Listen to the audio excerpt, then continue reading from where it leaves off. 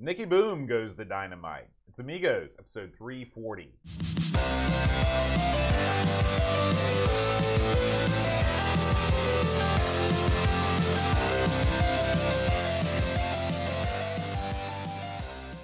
Hi, everybody. Welcome to Amigos. I'm John. And I'm Aaron. And today, Aaron, we're going to be talking about Nicky Boom. Oh, all right. Now, Aaron, I know that you sort of got up to some stuff when you were a kid. What's that supposed to mean? You were a mischievous lad. I was a good boy, Luke. I can see. I've had this conversation with Luke. I just took right out. I was a good boy, Bode. Why do you say that? Well, did you ever do the old cherry bomb in the toilet routine? No. I would be. Oh God. Where would I do it at? I'd get murdered. Middle school. Are you crazy? No way. No. So what about the old Roman candle firefight? Yes. Well, I wasn't very young when this happened. My mom and dad left town for like a trip. Mm-hmm. You know that shtick. So it was party time over at Chateau d'A. Right. This is because now it's my house, and so I had a bunch of people over. And there was some inebriation. Right. And not me. I was too nervous to get inebriated. But that didn't stop me from going out with Roman candles and shooting them like bazookas into the woods and setting the woods on fire. Thank God that it started to rain because I was getting panicky. So, yes, I have done that. Now, have you ever had any direct experience with any sort of high explosive? Yes. Yes, I have. I told you about the time I made the pipe bomb, so we did that. Oh yeah, Anarchist Cookbook. Yeah. The tennis ball with the match sets. That was the Chud. Oh, but okay. yeah, Chud. He was the original Nicky Boom, Chudley Boom. But I didn't do it. I don't like explosives. They are loud and dangerous. I knew a guy at Lexington that blew off his hand with fireworks. Dave with the hook hand. He was a good guy. But he was missing a hand. Yeah. He was a technician too. Not good when that happens. No. He was screwing with fireworks, and they blew up, and they took off his hand. So I knew right there. I'm like, well, I think that's the end of that. Yeah. Now the Brent, he's Nicky Boom. He blows up stuff all the time. He loves them. Yeah. Not me. There's quite a history of him putting on a show in his on his front driveway. Yeah. Involving ladders and setting the mailbox on fire sometimes. Just physically destroying that mailbox. Yeah. That thing was tattered. Yeah. What about you? Did you do a lot of? I can't imagine that a lad like yourself would play around with explosives. Well, I never had access to anything. My parents would never buy me anything that was explosive. I did go through a series of times where I would play this game where my parents would be watching TV, and I'd come down the stairs, and my living room is sunk down. It's like it's on a lower level. And then the kitchen is like it's a weird house that I grew up in, okay? So anyway, I would sneak downstairs and I would take a Kleenex and I would light it and then I would let it burn and then I would throw it in the sink.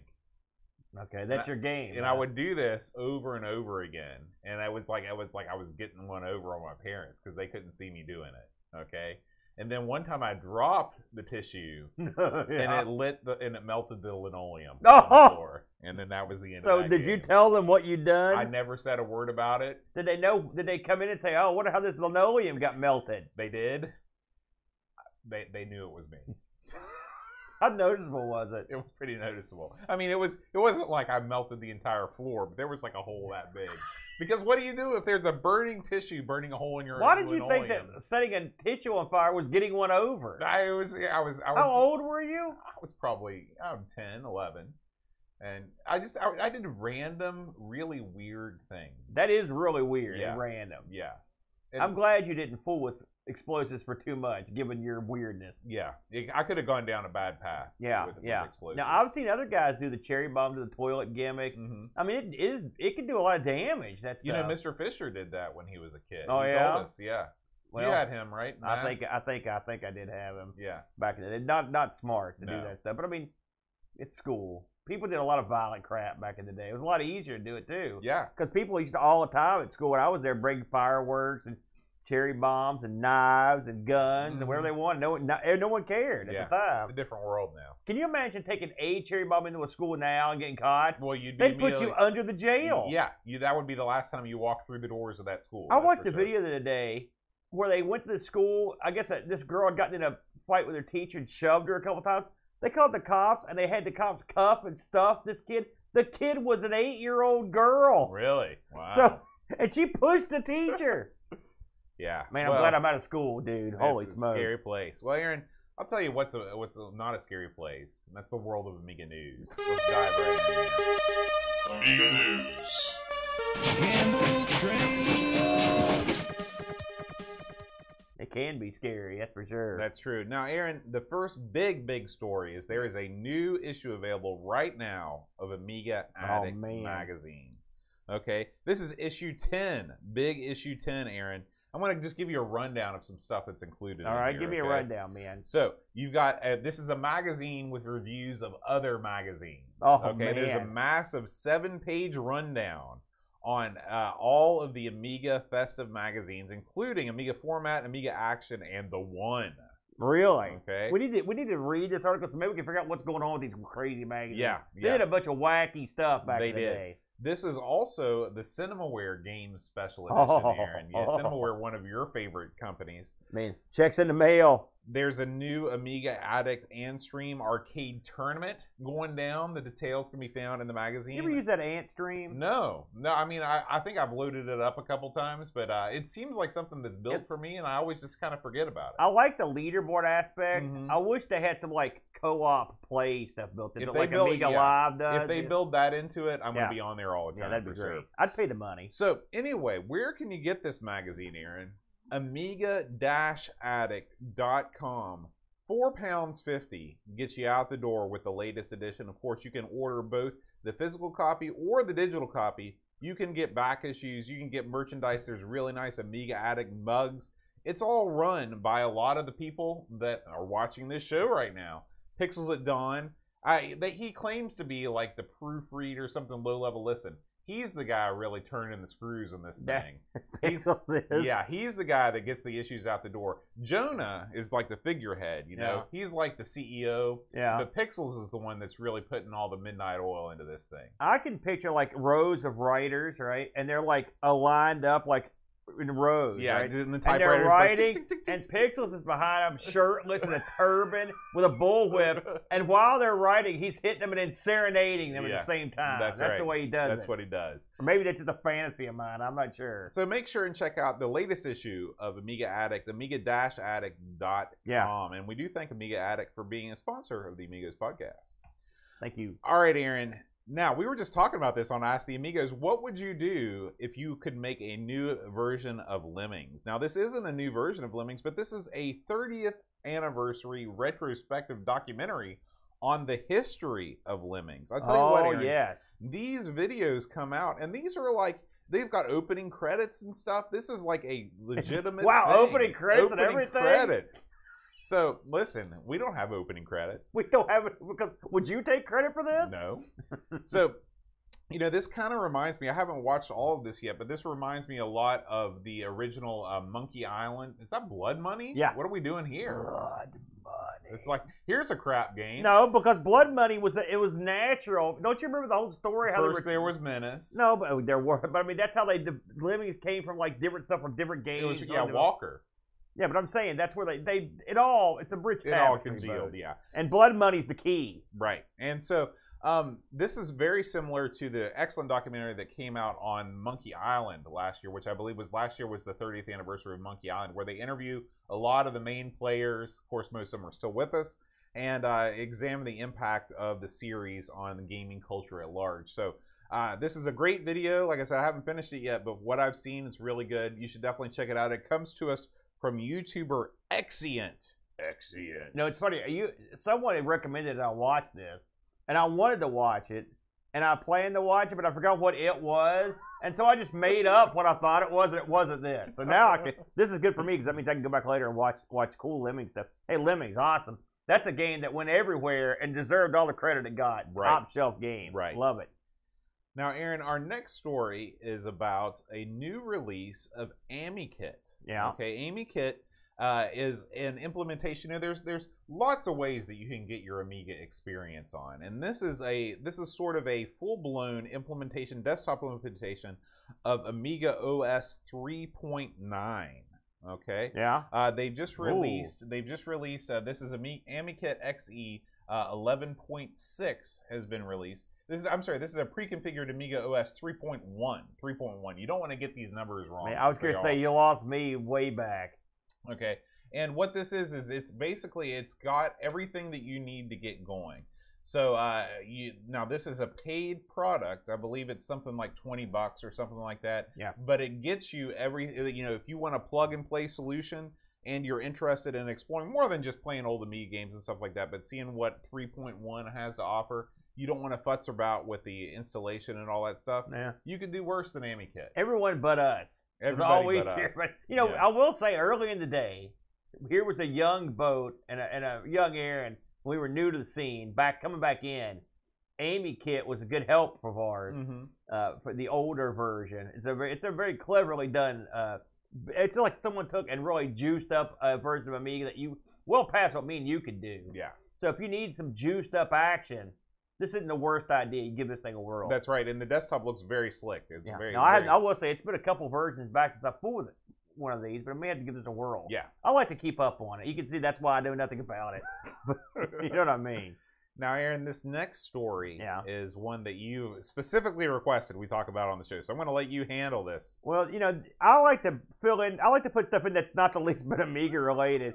If anyone's ever heard of a guy, the Daily Woo. Is this that carpetbagger guy? No, this is a friend of the carpetbaggers, but I don't know where I read this. I don't know where I saw this, but this is a huge arcade in Winston-Salem, North Carolina. Not too far away from Not us. too far away. By the way, midway to the beach, I might add. And so the guy's got like 170-some games. And this I thought was real clever, okay? So picture you're some sort of geek. Okay. And that I don't have to picture it. And picture you've got own arcade and pinball machines. Yes. Okay, now, you could say, well, I've got a couple of these. I better quit now. Or you could go absolutely bonkers and fill up every conceivable part of your home with these things, okay? So then you've got a full home. What do? Right? Well, what this guy did, he was like, you know what? I'm going to open the arcade up once a month to people to come in and play games, just like a regular business. I'm going to open my arcade up to birthday parties and gatherings. Pretty smart. Yeah. But the best bit of this whole thing is this dude started a bed and breakfast. And so when you go up the stairs in his arcade, up the stairs here is the actual bed and breakfast. And he's got every conceivable console up against the wall. Like he says, he's got every console from up to CDs. Okay. That's his claim. Now, I didn't see him all there, but he also goes into his back room where he's got more stuff. And he's got the couches in like stadium seating. And so you can have two sets of buddies and you're all playing the game. You've got all night. This is your room. That's awesome. So this is where you can hook up all the consoles. It's got all the cartridges, all the joysticks. I like that clock with the drinking everything guy. Everything in here is from '84. Okay. So the beds, the TV, everything is supposedly all from the year. Well, you know about my love, 1984. I believe it was the peak year for arcade gaming. So this guy me and him are on the same page. Which is funny because it's the year after arcades went off the cliff in America, or home videos. And arcades, they weren't doing too good either. But yeah, this guy is available. He's available to take bookings. There's the beds. Look at that boat. Yeah. And you can see he's got all the posters. On the desk, there's like Tiger Beat and crap. I got to give the guy credit. And I thought to myself, this guy's thinking outside the box. He took his awesome collection and made it. He's trying to pay it back. By the way, look at that. Yeah. Stunt Cycle by Atari.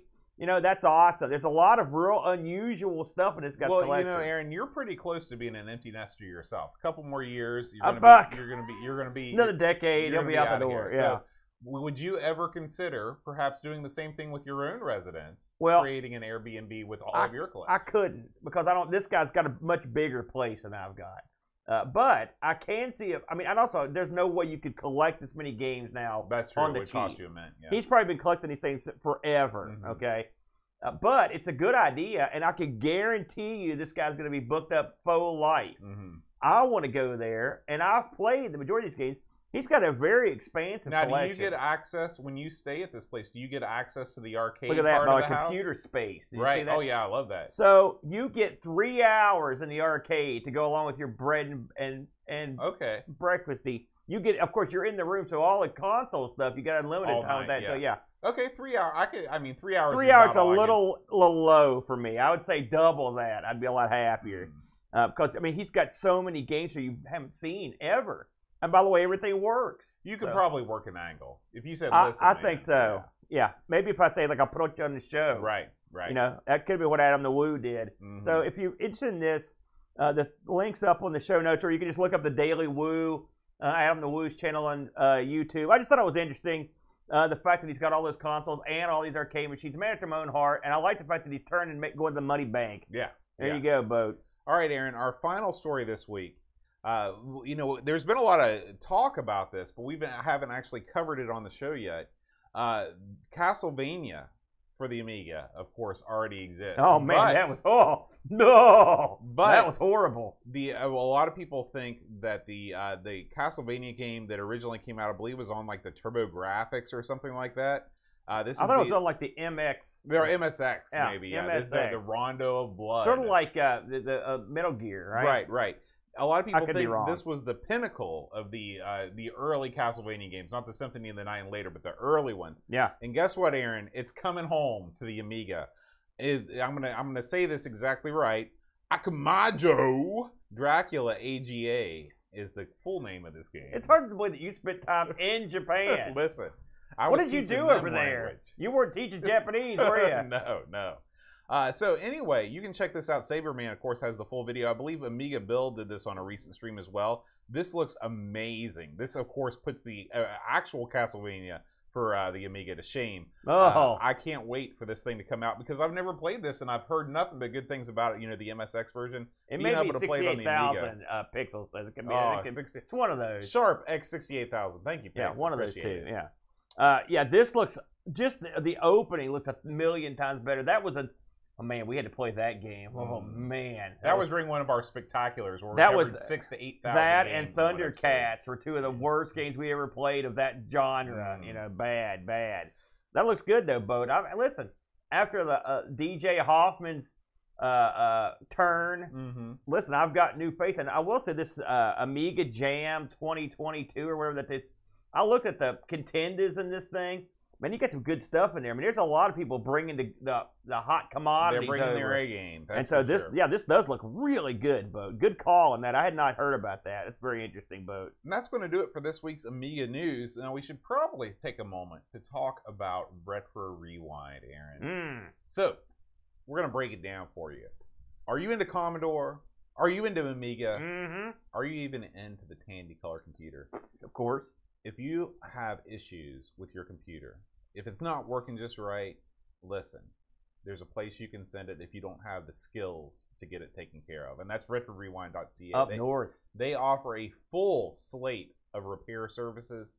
From and this is not some guy in his basement with a $9 Radio Shack soldering iron. That guy is me. That's him. Okay. I was gonna say.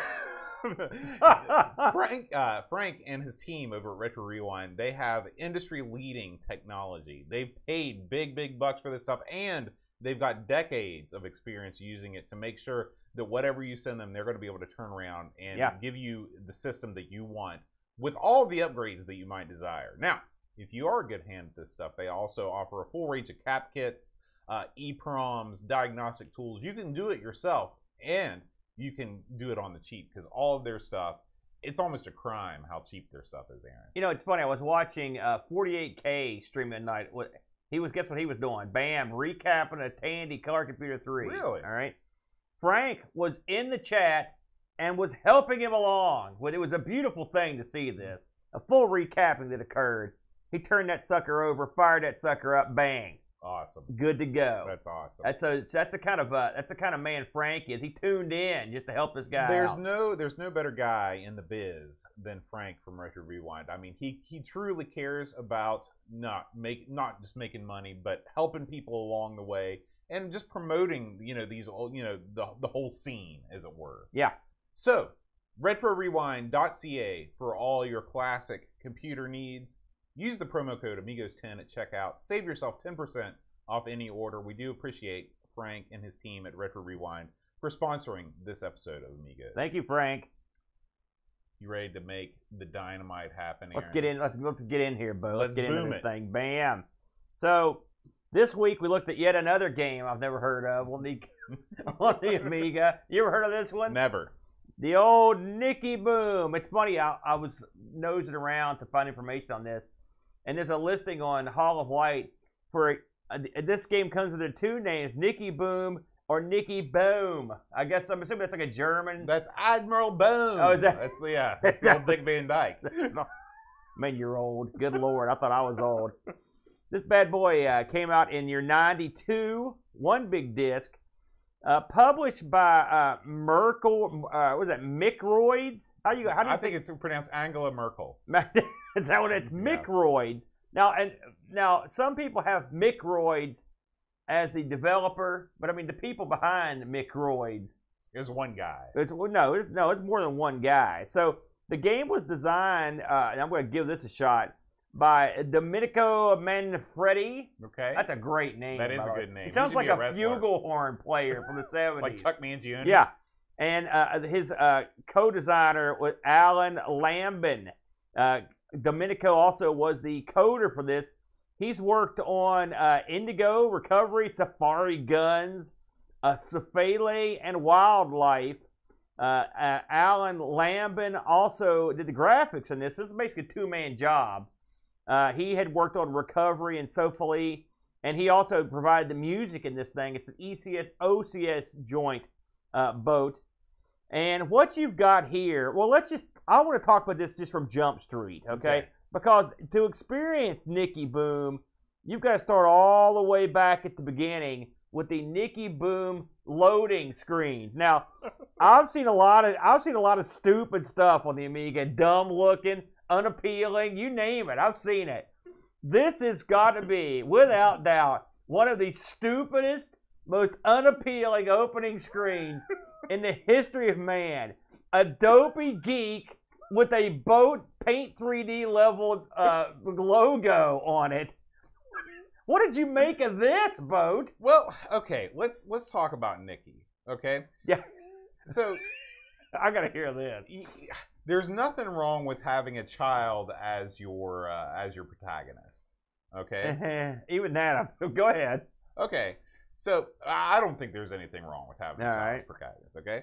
And if you want to have, this is the old Hansel and Gretel thing, right? Yeah. Lost in the forest, all that stuff, sort of fantasy land. Yeah. Okay. Why do you need to give the kid a pot belly? What's the deal with that? Listen, this kid's obnoxious. He's got a dumb look on his face. He's loud. He makes weird noise, and he's got the big gut sticking out. He dresses stupid. Where's my check? They're stealing my gimmick here with this kid. Listen, in the realm, we have covered some of the stupidest mascots in the history of gaming on the Amiga. But in the realm of stupid mascots, this man, is the crown prince of stupid. We should talk about the difference between Nicky as he appears in the title screen and Nicky as he appears in the game. They're not that much different. You're insane. Well, a little bit. You're insane. The hair color there has never been a greater disparity between how a character appears in a title screen. Okay, go ahead. I want to hear what you have to say. Okay, Nicky appears to be some sort of a demented clown with a pot belly and a comb over. Yeah. Or just that kind of haircut. Compare that. We're going back. If you're watching the video version right now, we're going back to the title screen. He looks nothing like that. Listen, if you took the clown makeup off, that's his alter ego. And I'll tell you something.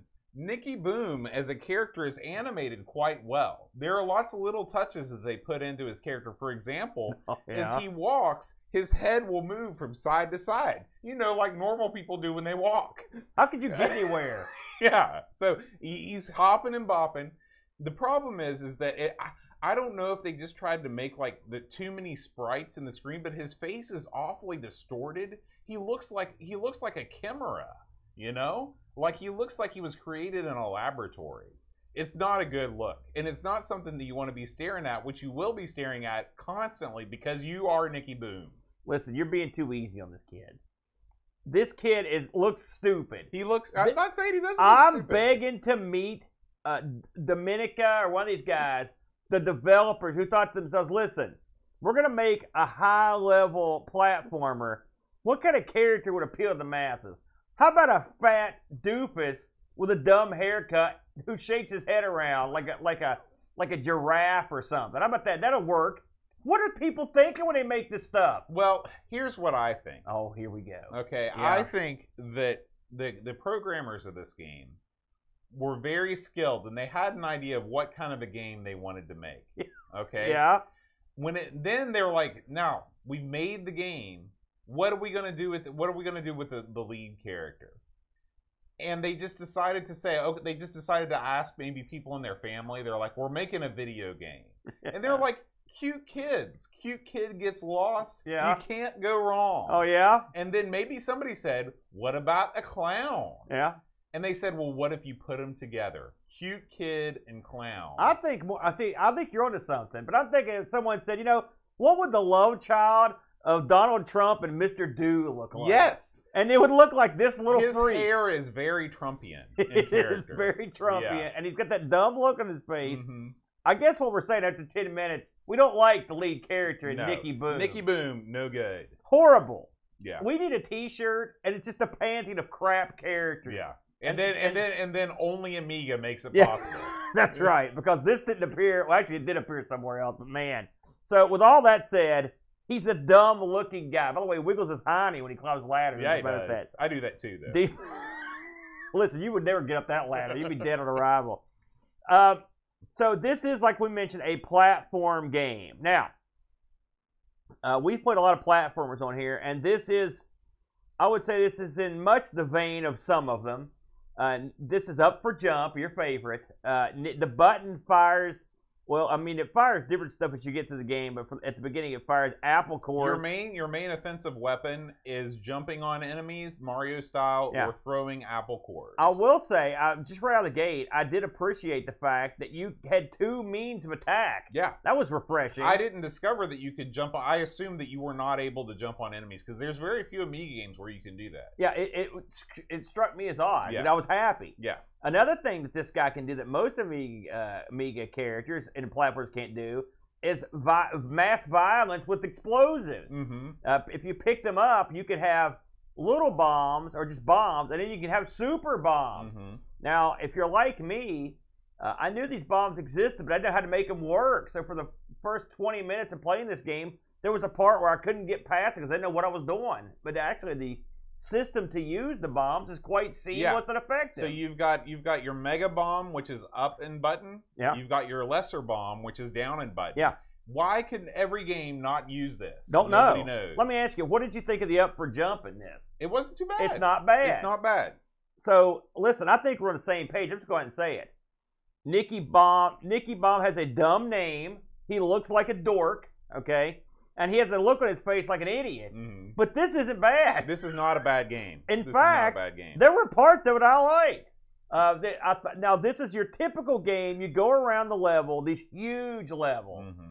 and you kill stuff. But unlike a lot of other games, you just go to the end of the level. I mean, for the most part, Well, you have to. They've got the level structured to where you're gonna have to go all over to get the stuff you need sometimes.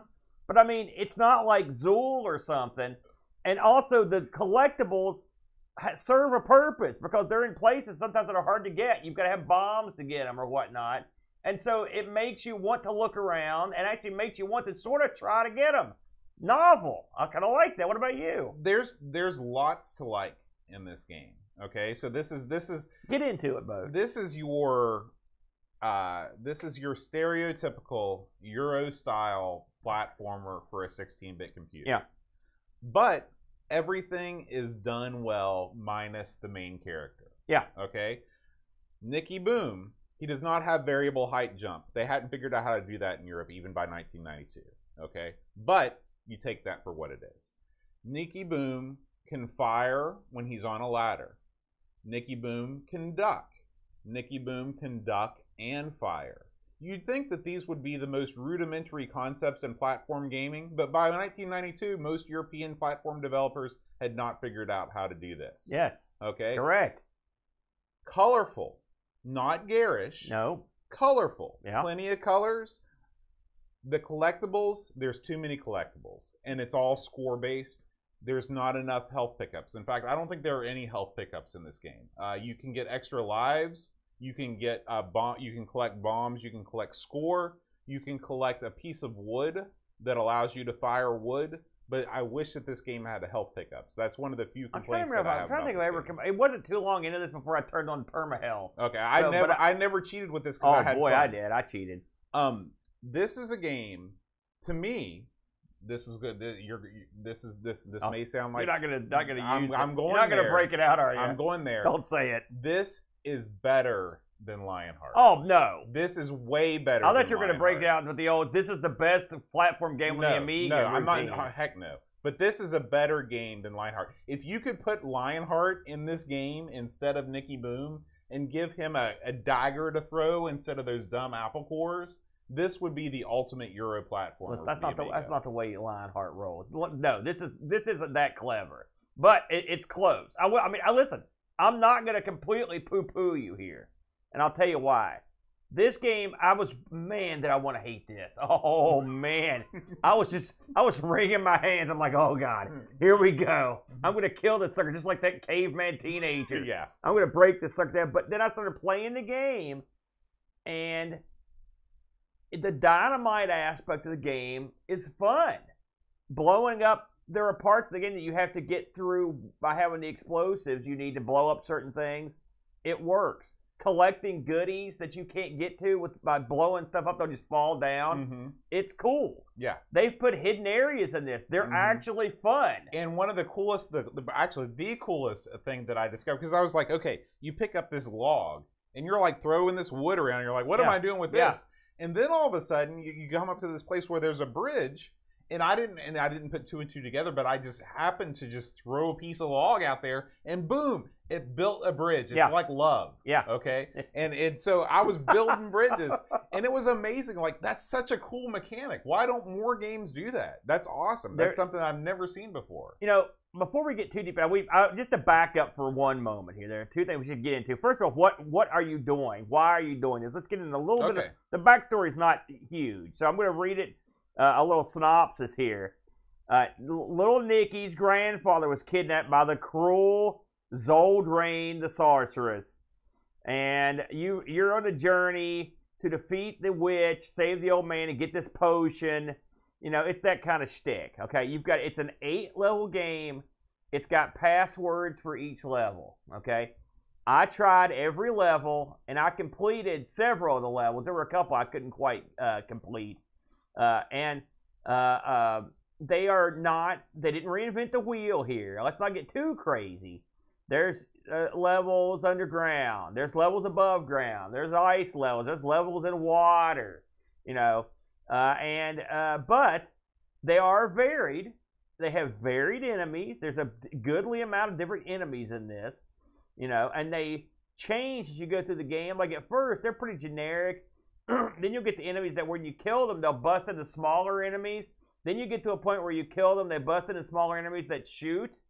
You also got like basically things that walk around non-stop shooting. You know, plants and little volcanoes and stuff. That adds an element to it. They did a good job. I can't believe I'm going to say this. They did it. The level design this isn't just random. Right. Like they actually put a lot of thought into this. Right. And what I mean by that is they know, like I came to a point where you had to jump across this real difficult spot, okay? And every time I jumped, I would fall, I would hit my head on the roof and fall to my death, okay? Well, I was like, this is impossible. It reminded me of that bit in Teenage Mutant Ninja Turtles from the NES. Yeah, I know what you're talking about. And lo and behold, I just walked off the end of it. There's an invisible platform there, okay? Now, sometimes they get too cute for their own good. Sometimes there are plenty of blind deaths in this. Yeah. There are plenty of areas where, like there's areas where you'll be descending a ladder, and underneath the ladder there will be water, pool of water, and you just drop right in. And it's as big as the ladder. Yeah. And sometimes the game plays with the mechanics of the graphics and this. So like there'll be areas that have a log across the gap. You can jump up and go across the log by jumping on the log, but if you just keep walking forward, you won't get on the log. Right. And underneath that may be another level, which is all fine and good until you get to the very bottom where it's just water. Right. And you've got no way to know. So there were parts of it you needed to be able to look up and down for. But it wasn't perfect, like I said. But it did lots of things that God, if we had this other games, a decent life bar, a generous one. Right. When you die, it puts you right back where you're at. Yes. The enemies don't respawn after you clear an area, for the most part, with some exceptions. There's a goodly amount of there's enough bombs and stuff to where you're not totally screwed. At least the parts I played, I ended up like one of the levels I beat was like the 7th level. So I mean, I moved back and forth through the game. These are the little touches we always complain about. No one wants to replay parts of the level. No one wants to re-clear enemies. Right.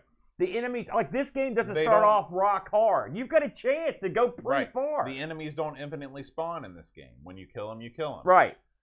This game does so many things right. Like you said, you respawn directly from where you left off. Oh man, it's a huge deal. The Graham says the candy is a health Yeah, pickup. that's right. But I don't know if my game was buggy or what, but I picked up tons of candy. I picked up sandwiches. None of that stuff affected my health bar. I cheated a lot, so Okay. I'm not the best man to ask. But my big problems with this game are, one, the levels are too long. Of course. That's my complaint with the genre. Number two, when you finally beat the first level, the second level is exactly the same as the first level. Yeah, they should have mixed it up, because later on in the game you do get varying things. Yeah. They should have made level 2 different than level 1, and you could have returned to this if you wanted to again. Yeah. But it just sucked to be like, oh man, because I beat it without cheating. I beat level 1 without cheating. Yeah. And I was like, yes, Me man, too. I'm the freaking I did man. do that. Yeah. Okay. And then when you start level 2 and it's the same music and the same background, it was very defeating. Now, this game does have music and sound effects. The music's pretty good. Pretty good. The sound effects range from tolerable to stick screwdrivers in my ears. Did you ever figure out what he says? He makes a little noise. He reminds me of like an inarticulate Popeye. He just says this weird stuff. You're like, what's going on here? Because when you pick up something, he does say a word, but I don't think it's an English word. It sounds like he's saying like a Jewish word, like bar mitzvah. That's it, L'chaim. That's exactly what is it? I couldn't figure it out. I don't know what anything having to do with the actual character. It's crap. Yeah. The noises he makes, the way he looks, it's no good. I'm begging someone. This worked on the last show, so I'm gonna try it again. Get into this game with your programming skills and just take this kid out. Right. Just put anything Sprite in there. swap. Put anything in there. It's better. Put a little kid, put a boat in there. It'd be perfect. Put him in there. Get some quotes from the show. You're good to go. The weapon you've got, you're thinking to yourself, apple cores. Yes, it's dumb. Okay, but it's a good weapon. It arcs. You can use it to kill stuff. You can use it to dig through stuff. I like the digging. I love the digging. I love it. I also like the explosions underground that clear stuff out. Yep. And also, what's another thing I like about this game, and a lot of games that are good do this, you'll see areas that you can't get to, but you'll know they're there. You mentally, you put them in here. So you can get back to them. There's all kinds of hidden areas. There's also areas where it teleport you. At first, you just sort of get teleported to like little bonus areas. But later on in the game, you get teleported around the zone. There's these weird orbs that if you blow them up, like a ladder will shoot out of them, and they'll get you to different parts of the level, which I like. Yeah. I thought the music, this was some Zamfir level music, but I thought it was good music. I thought this music, and this music I feel like is the music that you should be making on the Amiga. It had that Amiga sound. It did. It wasn't just something that somebody threw together in a tracker in 2 minutes. Like, this was a composed piece of music. Yeah, it was good. I don't know. I mean, I think it wasn't like super awesome, but I thought it was pretty good. I thought it was pretty good. I didn't get frustrated when I was playing this. Now, you're going to get the points where you can't figure out how to get out of there. I will say there were some, I mean, again, we've had negative and positive. In fact, where he is right now on the level, I think is one of the places where I got stuck. Yeah, I remember that part. Yeah. Like, there are parts where you can get invulnerability, but you can actually get trapped. And I did this a bunch of times where you're just invulnerable and you're waiting for the invulnerability to wear off so you could die. One of those because you're in a spot you can't get out of. Yeah. So there are spots you can't get out of that will crop up. But the enemies are cool looking. They're big. They're fun. It's a fun game. I mean, they've got a good vibe here. Yeah. You know, it's just that they didn't this is close. I will say we do a lot of these games that are close, but they don't get the job done. This one's super close. This one's good enough to where you can play it. Yeah, yeah. Like you can play this one as long as you turn off the geek. Mm-hmm. I wish they just had a mode in the trainer. Turn off the geek. Turn off the geek. I mean, it's funny. 8 levels, and these are big levels, so you're not going to buzz through this in 15 minutes. Right. This is a monster game. It does have. I did watch the ending. Did you see the ending of it? Lame. Well, I mean, we've seen much worse. Right, right. You know, so it could have been worse. I keep thinking about what Flack said about the pawn, and I'm sticking with my theory. Are you switching games on the fly? That like, how great would it be if like you start? Well, it's essentially the whole concept of the New Game Plus, where they're like, you're granted the elixir, and the elixir cures your grandmother, but it also gives you the power to go through the game without being touched. See how fast you can make it through, or something like that, you know? But I mean, I like that concept too, but we've talked about that. So, this game got releases on the Amiga, the ST. No one's quite sure where this initially came from. It's going to be the Amiga, the ST. I would probably say it probably was the Amiga, if I'm honest. It also got a DOS release. We'll look at it in a second. And eventually, this got released. You can play this on the PS2, really, and you can on the phone. Yeah, there's a mobile version of this if you want to try it. There was also a sequel to this. Yeah, which right. One of these days we'll probably tangle with. Yep. My looks God, good. It looks good. Does it? We saw a little glimpse of when I had the wrong screenshot of it. Nicky definitely. It's an improvement on his character. You know what I would have done? Because here's a kid. You could have kept the kid element, but here's a kid that has dynamite. Give him crazy hair and make him look like insane. Right. There's insane fun, and then there's insane creepy. This one's creepy. Oh yeah, it's we want the fun creepy. one. Yeah. You know, and also put this kid on a diet. Why do you think I'm playing these games? So this did come out on another system, many other systems, but we took a look at one just for fun. You know, poor comparison here between the DOS version and the Amiga version, and you'll see one of the things you notice about the DOS version is the far less detailed background. The Amiga has that nice evening look to it. It looks nice. The PC version... It also doesn't have smooth scrolling. Right. I was going to say the PC version is a little bit jumpier looking. It's like... I'd imagine the ST might look more like that, too. The bottom is long. There's less game area. Yeah, more of a HUD. Which, can you imagine that? This game takes advantage of that large game area because you really need it. Yeah. I mean, this is, again... It's little things, but the fact that the character is sized appropriate relative to the environment, that's something that a ton of platformers get wrong, and this game gets right. The funny thing about this game is, like I said, I played every level. I don't know if you played them all. I played them all. I watched them, but I didn't play them all. And this game is consistent. And the end of the game is pretty interesting. The whole level is pretty neat. I mean, so they do. You fight there is a final battle with the wizard. There are like sub bosses that you gotta fight. It's very close. I mean, like I said, I think this is, I would say, from a technical standpoint, from a fun standpoint, this is one of your better platforms in the Amiga. I now, 100% agree. You have to get past the stuff we don't like. And again, there are gameplay elements that aren't perfect. But, you know, what are you going to do? Did you get any Discord action on this? Give me a second to look that up, and I will check. I can tell you what the magazine said before you get to it. So, the people at Lemon give this a 7.37. Which that's not the worst score. I'd expect more though from that. Seems low. 7.3. That's a C. I'd rate this game higher than that. Amiga Computing 82, Amiga Format 88, Amiga Joker wasn't having it 64, Amiga Power 50, and CU Amiga 65. So Amiga Power, remember that's the one that 50 is the average score. And then average magazine score 70%. I think 7 out of 10 is somewhere in that, maybe 7.5. I'd say I'm in that ballpark. This game is 100% better than Super Frog. It's not even close. The only thing that Super Frog does better is it's a better character. Well, that's not true. There's a bunch of stuff Super Frog does better. Like what? Opening cutscene better, character better, music better, everything better. That stuff all better. Okay, maybe. Gameplay, no. And the gameplay has its moments. You always bury Super Frog, but we've played platformers 100 times worse than that. The reason why is because people, when they think about platformers on the Amiga, they go immediately to Super Frog as if it's the gold standard, but it's not the gold standard. This game plays better than Super Frog. You're right. Super Frog does look better. It does have a better character. It does have better music. Yeah. What'd you get from Discord? Graham W. Vebke, living legend, with us in the chat right now. He says, it's only fair I come out of review hiatus for this game. Yeah. Which I suggested to the Amigos Game Selection Committee. And I'll admit Nicky Boom is not a game many people will remember or even know.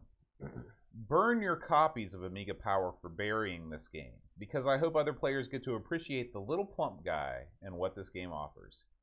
Games like this remind me to play other forgotten platform games like Harlequin and Odyssey instead of boring Zool and Rick Not So Dangerous. Oh, Burial. Yes, the title screen is bad and the art, while bright, may not be as nice as Lionheart or Traps and Treasure. No. This game excels in level design, smooth scrolling, well-executed gameplay, and responsive controls. Yeah. If only all Amiga platformers were like this on those points alone. He's right there with us on that. That's right. Yeah. I find this game quite addictive, and I've played it a lot myself. The game gradually ramps up the difficulty, so after a gentle start to learn the mechanics.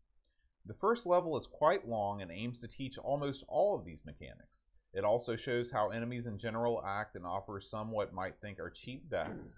But if you take a mindset that level 1 is a tutorial for the rest of the game, you're better prepared for the rest of it. That's a good point, Graham. He's right.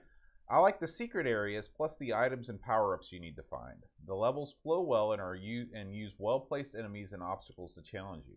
Shoot the areas around you when you feel stuck, and as often exposes hidden things, or maybe you need to just use the bomb you've been holding on to. The music is really pleasant and doesn't drone on. Overall, a solid platformer, well worth your time, 8 out of 10. I don't think I disagree with a single thing he said. No, I think absolutely. it was dead on. I'd rate this an 8 out of 10 too. Pajako6502 says, a potentially fun game with too many concepts making for an incoherent game. We have 2 bombs, different game blocks that can be destroyed with them or sometimes with apple core projectiles. Baddies can be destroyed by shots, but not bombs or by jumping on them. Only jumping on enemies gives you score pickups. You have power-ups that just seem to end without reason, and it's not always clear what these power-ups are for. You'll find the first level really long and tough to gauge your progress, and there were some cheap deaths that seem designed into the level, which isn't great. That's true. Generally, the game controls really well, but oddly, I found the jump laggy in some places, mainly trying to jump and run off short platforms. The graphics are nice, well animated, and the audio is good, suiting the game well. Overall, it's not terrible, but they should have simplified it down to a couple of core concepts and it would have still worked. I don't hate it, but I don't love it. 6 out of 10. I will say, he brings up some good points there. Let's talk about this for a second.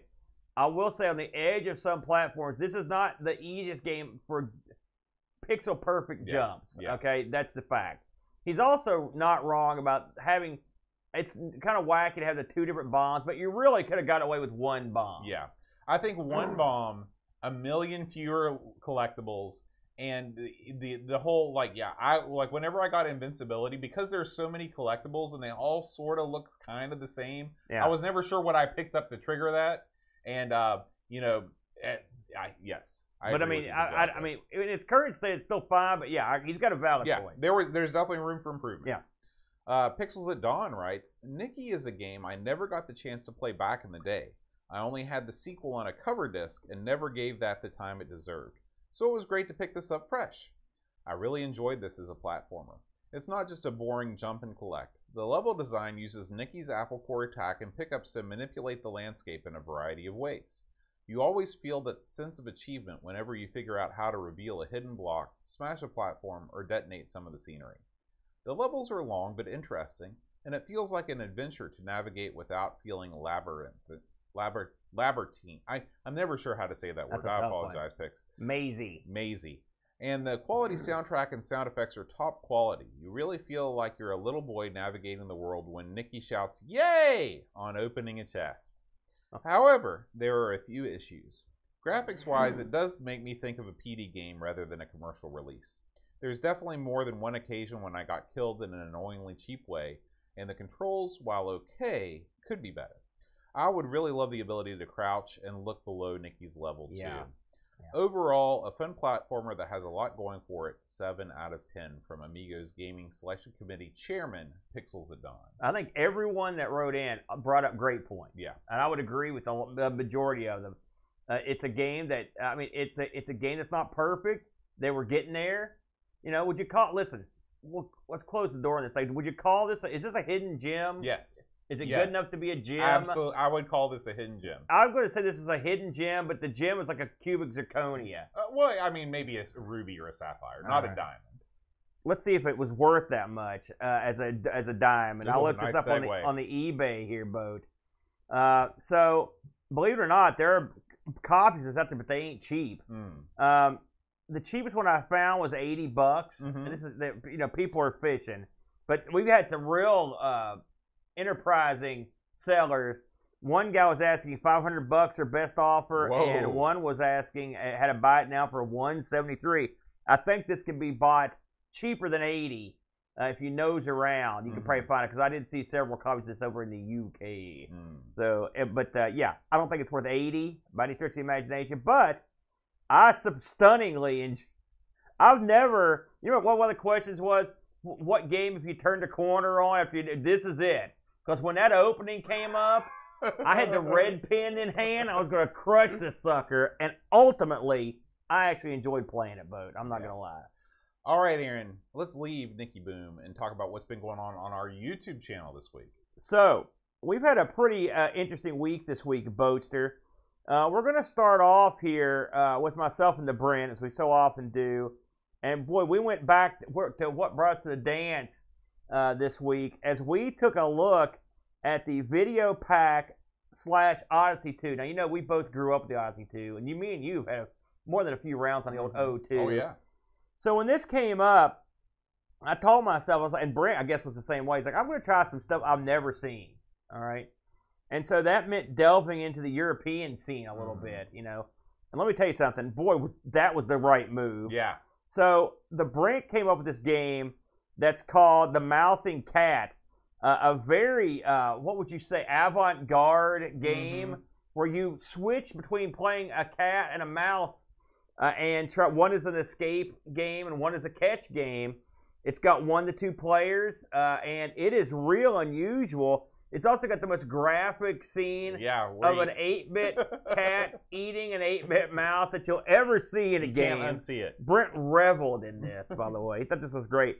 I enjoyed this game. It's very unusual, but it was good. Now, I think I had the clear winner this time around with Chez Maxim.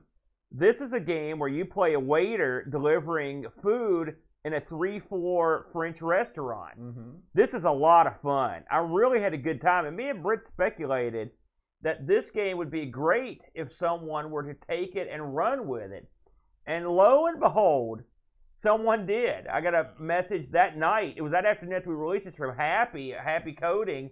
You'll remember him from International Computer Club. He also did Asteroids. He did that Christmas charity game. And in less than 4 or 5 hours, he'd already whipped up what was the bones to be a ZX Spectrum version of this game. Incredible work. Now, I'm not ready to show this on the show.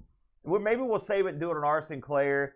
But this looks amazing. You won't believe what Happy's been up to and porting this game over to the ZX Spectrum. I really love that art too. That's very. It reminds me of a lot. You know, I don't know what it is about Americans, but we don't want to have good box art on our games. Yeah, the box art is great. The Japanese box art, the European box art, it's all great. I told Brett I'd love to have a shirt of that or a poster. It looks so good. I'm on it.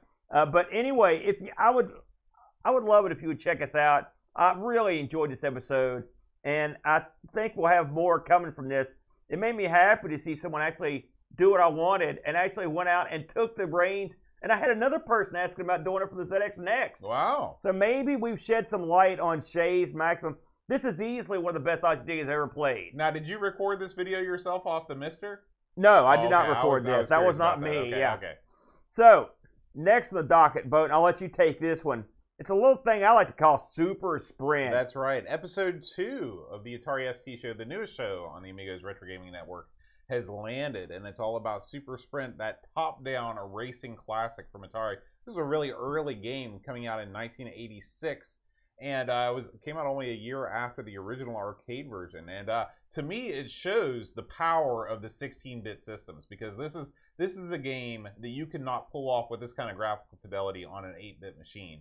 It is not, shot for shot identical to the ST version, But if you were a kid and you played this in the arcade and you went home and you fired it up with the ST, in your mind's eye, it would be the same. Yeah. I really like this game. This game had everything going for it except for the controls. I struggled mightily with the controls, and from what the listener review said, that seems like the common issue with this. I did enjoy the note that you got from the fella that was converting this over to play within a browser or something. He had the real in-depth scoop, like when this was started being worked on. Right. Stuff. Got a lot of inside stuff on the game, and we had a lot of fun with this one. This was another good game on the ST, so they're 2 for 2. I've enjoyed both of them, and so I'm looking forward to seeing what we got next, Bo. That was a good time. Absolutely, and that's coming up soon. So, Aaron, this was the video of the week right here. This, well, so I guess I should sort of tell the tale here. I was in a local magazine shop. I may have mentioned this. I can't remember when I did this. I may have mentioned this last week. But anyway, I found a magazine from 1982, 40-year-old magazine. It was called Electronic Fun with Computers and Games, the first issue. And they wanted a lot of money for it. And I thought to myself, this looks so good, and I've never seen it before. And these magazines this is one that is a broad spectrum of coverage. It does computers, it does consoles, and it's talking about the games at the time. They were contemporary. They weren't saying, like, remember back when the Atari had a Kaboom came out? This was like, hey, coming out next month, Kaboom, or whatever. And this was contemporary. It's hard to remember what that was like. Right. This took me back. And so I made myself a deal. I said, Self, you're going to shell this money out like an idiot. You're darn sure going to at least make a video out of this. And so that's what I did. I'm not a magazine reading guy, like a streaming type guy, but I thought I'm going to give it a whirl, and I did. And so what this video is me flipping through the magazine. I had to flip through it previously so I could get an idea of what was in it and look a few things up. I'm glad I did, because there's some real unusual stuff in this thing, including consoles that never seen the light of day. The Commodore Max, which I'd never heard of, and it's just mentioned a lot in here. So this was a lot of fun for me to do. It's been pretty well received. If you want to watch me flip through this magazine, and of course I'm talking the whole time because I'm me, this might interest you. I think you probably would dig it if you're into the old stuff. I loved it. Did you? Oh, you said don't watch it. Good. Well, I listened to it. Yeah. I'm an audio guy. You didn't get to see the magazine with the audio version. You paint a picture in the mind's eye, Aaron. Oh. That's your skill. You've got a skill too. You work seamlessly the art of baloney. All right. So last but not least, there's a man. We mentioned him during the break. It's our good pal, Rob Flack O'Hara. This time out, Rob does a show. He does Sprite Castle, as you know. He also does a show called You Don't Know Flack. He's got a myriad of shows, just like us. He's got a new show out called Like a DOS. Like a DOS. And so the Flackster has been getting into the DOS. He's dipping his toe in the DOS, taking a deep sip of the DOS. And so this game that he did on his play-along this week, on his streaming show, was The Incredible Machine. This is that crazy game where you have to complete tasks on the screen by putting together these zany contraptions with pulleys and strings and flashlights and all this jive. I remember playing this back in the day for about 10 seconds, and then wondering what in God's name I was doing, and I kicked this sucker to the curb. But I came back to it a little bit in recent years and fiddled with it. Did you play this one much? Never. I've played a game like it. I can't remember if it was The Incredible Machine. It was on a Mac, so I don't know if this got a Mac release or not. But I've played games like this, and I'm in the same boat as you. When I feel like I've transgressed from the fun category to this is work category, because I felt like I was completing my master's dissertation. I was playing this thing. I will say, I think maybe I enjoyed watching this game played more than playing it, because I watched the stream last night, and I did enjoy seeing the Flacker get in there and try to figure this out. Of course, he had the help from his throngs of fans that were in there helping him do the stuff, and he was figuring it out. They were getting excited. Yeah, it seems like a fun game that you want to play with a group of people for sure. Yeah, I think he looked at the first 3. I believe he finally ended up looking at. He played the first one most. I think he looked at the other 2, and it's a very clever genre of games for a very specific type of person. I'm either too dumb or too impatient or a little bit of both to get into it, but Flack's not. And if you want to see someone take this game to school, Flack and his buddies all get in there and go to work on it. I highly recommend this one. I had a good time watching it. That is Sprite Castle Plays The Incredible Machine. That's all we got, Boat. All right. Well, Aaron, we should also talk about the new podcasts that have dropped on the network this week. Yeah. So if you head on over to anchor.fm/Amigos podcast, you can check out all the shows we mentioned here, plus the new episode of Pixel Guide In. Yeah, I'm listening to it right now. It's very good. I've enjoyed it. How far have you finished it? I am all the way up to the point where it's tea time with Tim. I just finished that. He goes to Swag. Yeah. And it's funny because I don't know how far this you've gotten, but a large chunk of Tea Time with Tim is his adventures with his electric car. I've not. Like I said, I haven't started. It's where I've left off. Because Sanction gets in his car. He's a big fan of the electric car. You know, he's got a cunning plan because I guess it's a couple-hour drive. He's going to stop at this recharge joint and get breakfast. It is cunning. Right. He says he pulls in. They got 4 charging stations. He gets his card out. Bam, one doesn't work. Gets the other one out. Bam, plugs it in.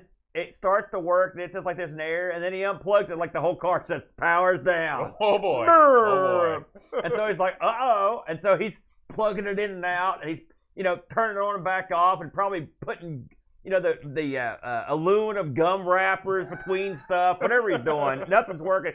So he's got to call some roving dude. And in the meantime, he goes to eat breakfast, and then the guy's like, I'll be there like 2 seconds. So he has to cancel breakfast. He comes out.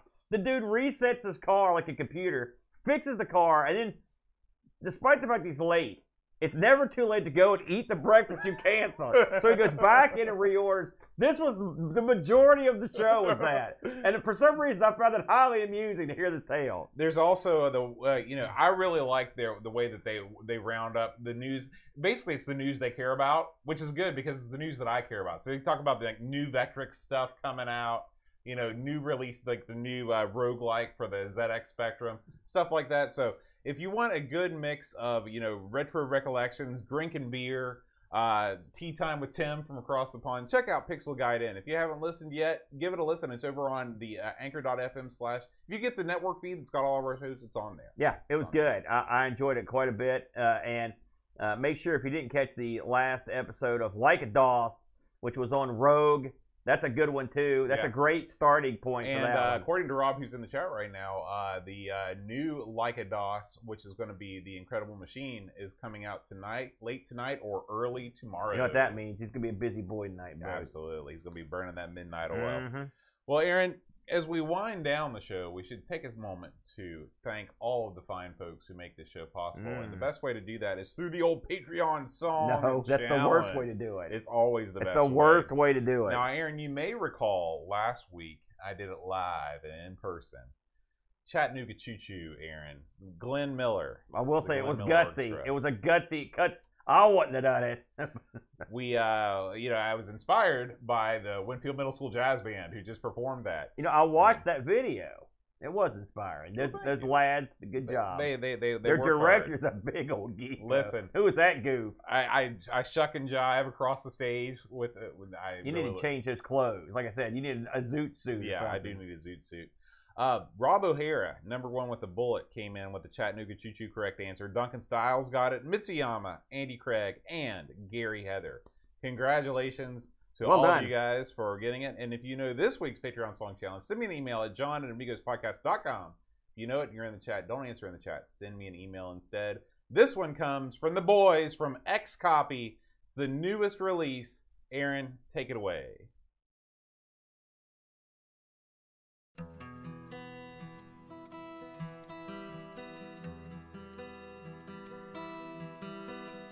We like what we like, and I'm Mr. Chip, Peter Price, Herman V, Wonderly Session, Albert Kemp, Mark Richardson, RSN 8887, David Hearn, Chris Edwards, Ramo K, David Terrace, Jude Carlos, Matthew Mobius, The Phantom, Magnus, Seth Yates, David Z. Alistair Fiend, Christian Russo, George Rosansky, the Amiga Show Bundy, Daniel Crabtree.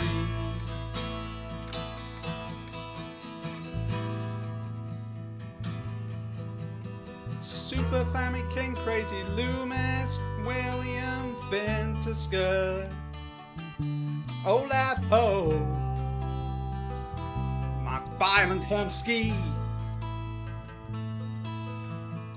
Heavy System Saying Frag Lord, David Velociraptor, Lane Danson, Alien Breeder, Calbert Boy, John Cook Bomb, The Bass, Daniel Williams, Luke Hudson, Soul Insider, Tech Mage, Jürgen, Frodo,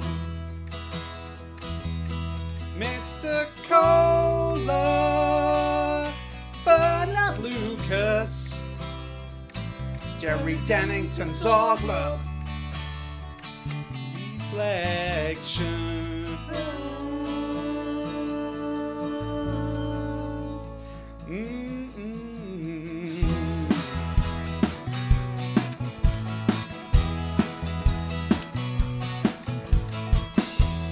Captain Crispy, Simon Ledge, Killer Bites and Captain Gary had a free lunch. Kate Fox, David Pickford, Cameron Armstrong, Andy Jones, Lobster, Denmark, Bernard Quintin, Drew RMC, Joseph Harrison, Carletta, Andy Craig, Rob O'Hara, Matthew Laren, Sean Buffett, Roland Burke, Andrew Monks,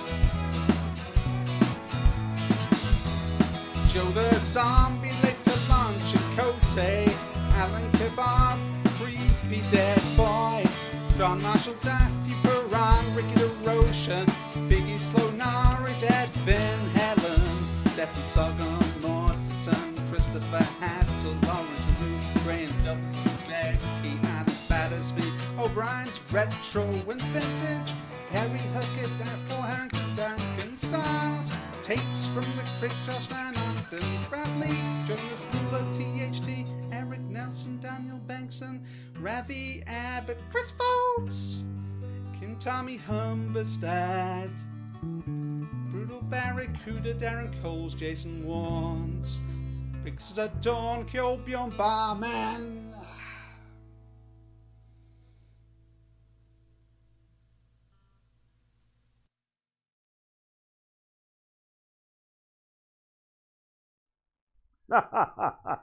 All right. Gutsy. Yeah.